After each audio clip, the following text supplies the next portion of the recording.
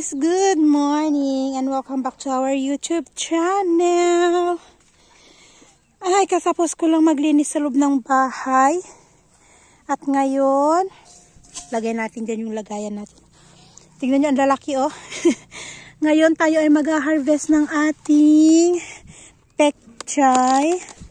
Nung nakaraan nag-harvest ako ng pechay, alam nyo bang binunot ko yung malalaki? Galit ba naman nung isa? Bakit ko daw binunot?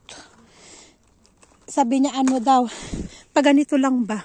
Padahon-dahon lang ba? Sabi niya, bakit mo binunot? Sabi ko kasi ang dami din naman. Kasi sa isang puno ba? Yung sa isang puno, ano na, pwede na ba?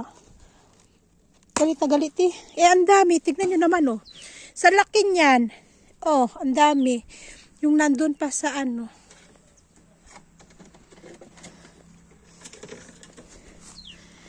Galit na galit eh. Sabi ko ngayon, naano ka na rin magkain ng bukchoy-bukchoy ha? Sabi ko kay Asis. Kawawa nga yung mga maliliit naming bukchoy.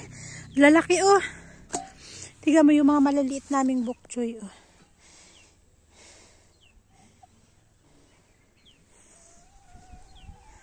Kasi kailangan ng kuhanan to ng dahon kasi mamumulaklak sila. Hindi na siya maano.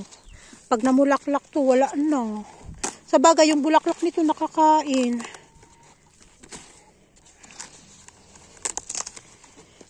Nagkakabutas-butas. Tingnan nyo guys yung ano, yung dahon niya oh. Ewan, may butas-butas ano naman, na-sprayan naman. Oh, yan pa lang oh, ulam na oh.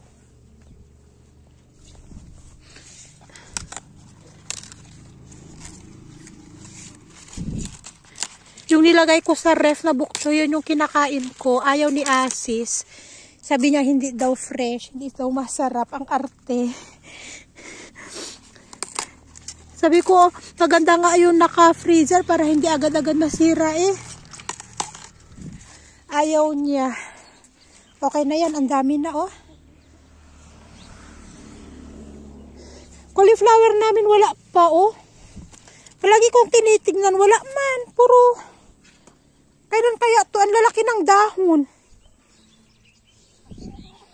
Pero wala bang sign na may bulaklak. Tama na to, ang dami oh. Ihahalo namin sa chicken. Nilagang chicken ang ulam. So nandito kami guys kasi mag-harvest na daw ng radish para sa gagawing pickles. Maliliit pa ah. At saka yung dahon gagawing gundrok. Kaya kami nandito sa likod. Where?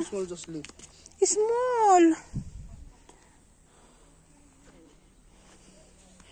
Nagmamadali si Asis mag-harvest ng radish. Ah, this one. Yung nandito. This. Ayan, malaki. Charon! Wow! Very big. Another also. This one? Oh, bread ayo. You buy papa all? Nandito yung sibaya. Ito. Ito. Lo. Ang laki. Gagawin natin gundrok yung dahon. Yeah. Oh, charon! Dalawa. Taran. Ang laki ng dahon, no? Lagay natin dito sa gilid. Oh. Diba? Yung mga nandito sa dulo, kailangan pilian.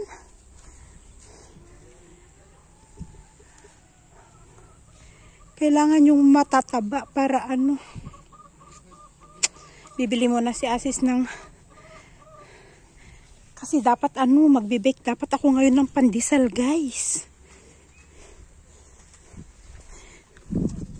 Ito, malaki. Dapat magpapandesal ako ngayon. Kailangan ko ng magandang arena. Kailangan yung nakapak na arena. Ay.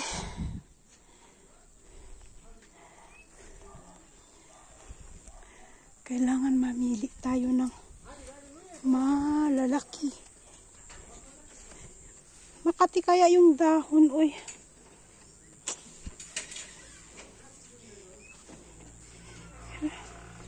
Tatatlo man. Tingin tayo dito. Ay, ito. You hold. There. Pwede na kaya to. This one, okay? Oh. This one?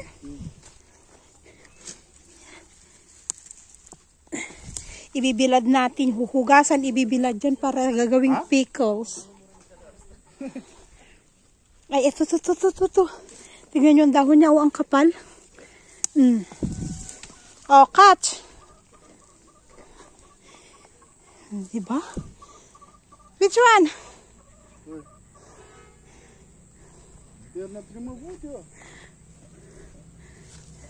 Maliit.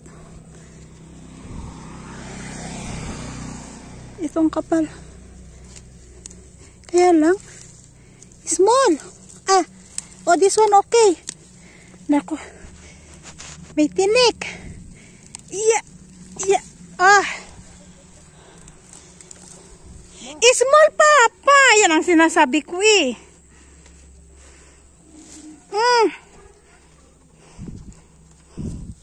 Small, ay.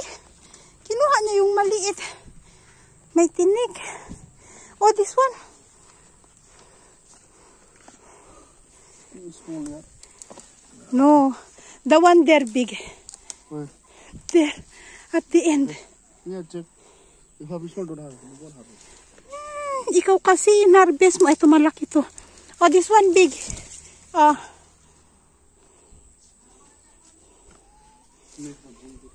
Yeah, I know.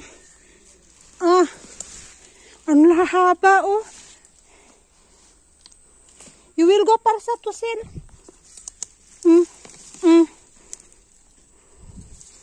It's there, no? क्या होता है चक्कर इससे Papa, I'm tired, oy. Sakit ng likod ko. Ang dami, oh. Oh, yun pa, oh. Dami. Oh, malaki. Very big. Small that one. The one there, Papa, oh. The one there at the end.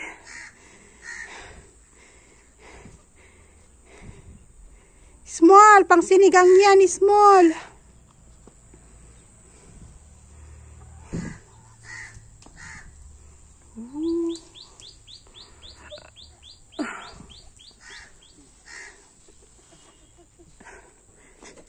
Aray ko.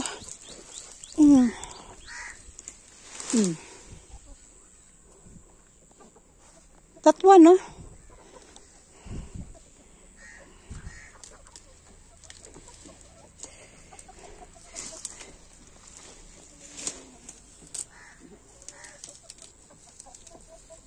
Uy, ang haba, oh. ang haba, oh. Ang haba.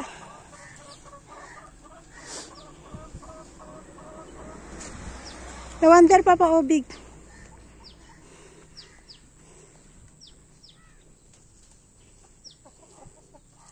Small, that one is small.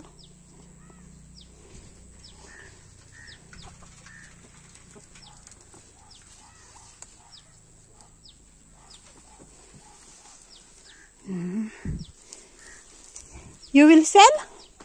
What I will say? Parsa.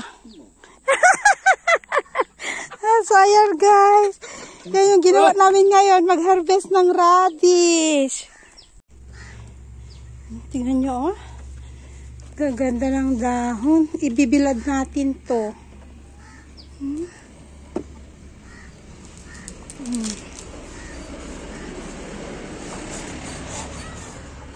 Pickles, gundruk. O, diba? Walang tapon. This one good lips. Aidan, ha? Sige, Aidan. Kita kayo, bro. Boss! Aidan, sit down. Boss!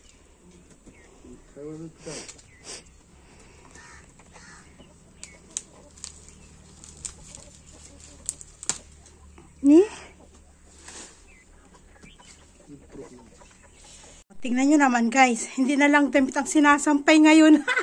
Diyan ko isinampay para matuyuan sila. Yan.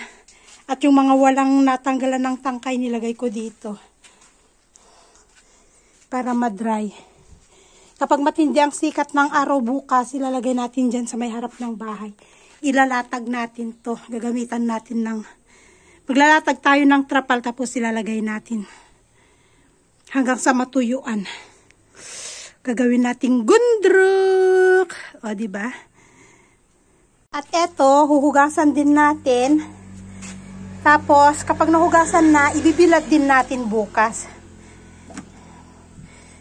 I need the trapal papa for drying this one. Here tomorrow. Aso pa. Okay, yung bilao daw. Bilao. Lalagay natin sa bilao tapos i-dry. Pwede sa bubong. Lagay natin sa bubong basta matindi ang sikat ng araw. So, ayan guys. Dito naman tayo sa radish. Sabi ko kay Asis, ibibilad muna. Kasi yun yung nakikita ko kina ama. Binibilad muna nila kahit ano lang ba. Kahit isang araw, 2 araw ba. Bago hiwain ng ganito. Sabi ni Asis, no need na daw. Hihiwain na daw. Kaya sabi niya, maghahatid ako ng gulay sa parsa. Sabi niya, ito ang gawin mo. Hiwain para bukas maibilad kahit 1-2 araw daw bago i-pickle. Tamang-tama may mga garapon ako diyan na paglagyanan nito para may alam niyo yun, may mga radish pickles tayo diyan na ipapang-partner natin sa kanin. Tapos meron tayong gagawing gundruk. Pwedeng ihalo sa patatas, ganyan. Ganito lang naman. Tikman nga natin to. Kasi kapag yung ganito, na radish, minsan hindi siya mapait. Minsan para lang siyang singkamas. Kaya tikman natin.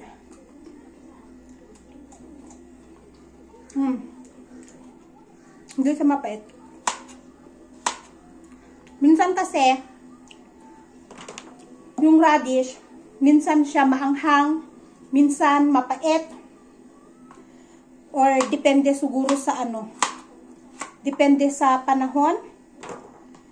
Lalo kapag, minsan kagaya nung radish na yung pinapanghalo minsan sa sinigang, lalo kapag panahon ng summer, ganyan, hindi mo siya makain na raw na ganito kasi maano siya, mapait siya, o di kaya maanghang siya. At saka hindi siya nalaki ng ganito. Natatandaan nyo yung ano, yung tinanim kong radish noon, maliliit siya, hindi siya lumaki ng ganito kalalaki. Pero kapag ganito na malamig ang panahon, lumalaki siya ng ganito kalaki talaga. Tapos, yun, yung lasa niya naman, hindi din naman mapait.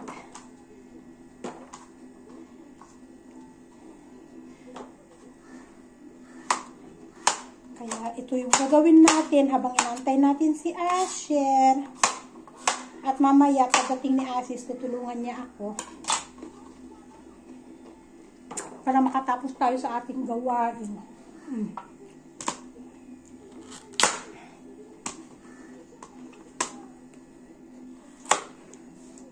So, yun guys. Hindi ko nahahabaan ng ating video today.